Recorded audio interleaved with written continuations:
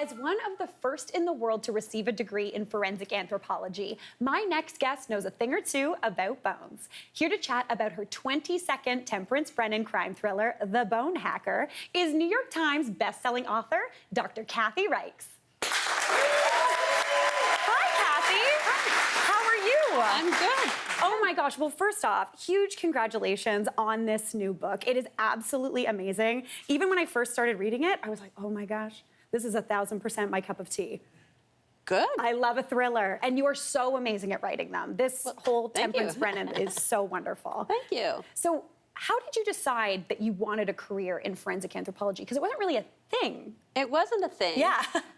That I was aware of anyway. And I didn't decide. It's just cops started showing up at my lab because I was the bones lady out at the university and wanting help with police cases. So I got drawn into it. And then I really liked the relevance of it. That you could impact somebody's life and change the course of, a criminal investigation or whatever. That's amazing. That it's something I think in anthropology, because you also studied archaeology, correct? I was doing bioarchaeology, looking at ancient skeletons, and thought I'd continue doing that the rest of my career. Wow, that's an amazing pivot to bring something from looking at the past so much to actually looking at things in the future that impact living people today. Yes, exactly. That's fantastic. So how did you pivot, in addition to having those cops come and visit, from being in a lab to then writing novels? Yeah, that was another switch. Yeah.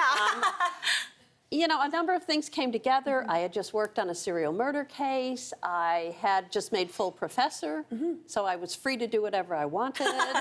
I have 3 kids. They were all talking about going to expensive private universities. Oh, yeah. And university faculty are not that well paid. So I thought, well, what can I do to maybe earn a little side income? So I wrote Déjà Dead. Oh my gosh, that is, your side income is writing a novel, starting a novel, a series that's 22 books long now. Did you ever imagine that when you wrote that first book? No, I just hoped that some publishing house would read it and like it, and then readers would read it and like it. But I never imagined it would go on to 23, now I'm working on, and then the TV series, and no.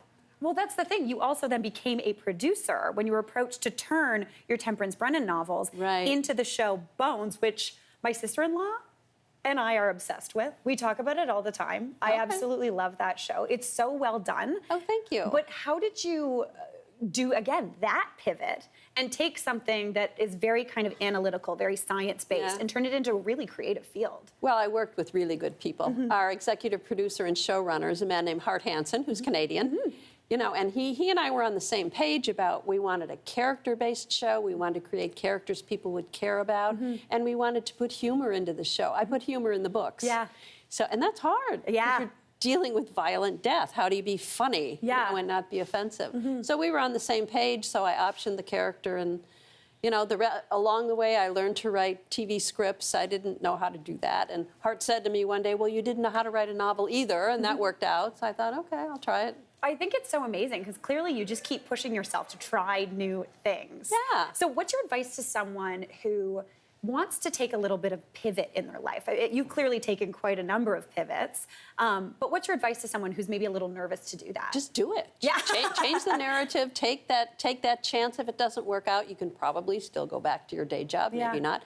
But do it. Go for it. Don't be tibbin'. That's amazing. And again, going back, did you ever think 25 years ago when you wrote Déjà Dead that you would be still writing this character? Every now and then it would go through your mind, this is going to be a series, and then you'd say, get real, just finish the book, and maybe it'll get published. Yeah.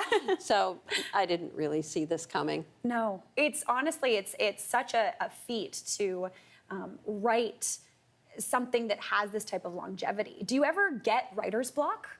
I don't let myself. I think because when I wrote the first book, I had to sneak it in between teaching university full-time and commuting between the Carolinas and Montreal doing forensic work. So I had to sneak it in anytime I had a free moment. I had to write. So I got disciplined so I don't allow myself writer's block. I just sit there and produce something. The next day I may look at it and think, this is awful, delete. Yeah. But an undo button for the full day's work. Yeah. But it's the thing, you just keep kind of pushing yourself forward, which is really, really amazing. Yeah. Yeah. Did your real life cases that you worked on ever influence what you were actually writing? Well, some of the early books, yes. Deja Dead were based on a serial murder case. Just the core idea, just a nugget I take from a case, and then I ask myself, well, what if this or what if that, and spin it off into fiction, and I change all the names and the dates and the places, of course.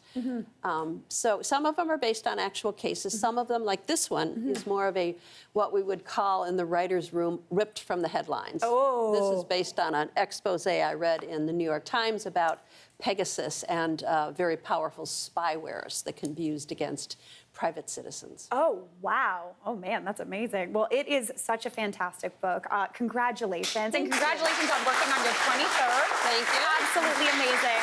Thank and you. thanks to Kathy, you are all going home with a copy of The Bone Hacker. That is our show for today. See you tomorrow for more of the good stuff. Thank you so much, Kathy.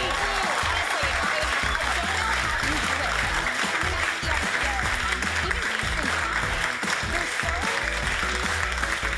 Hey, Mary here.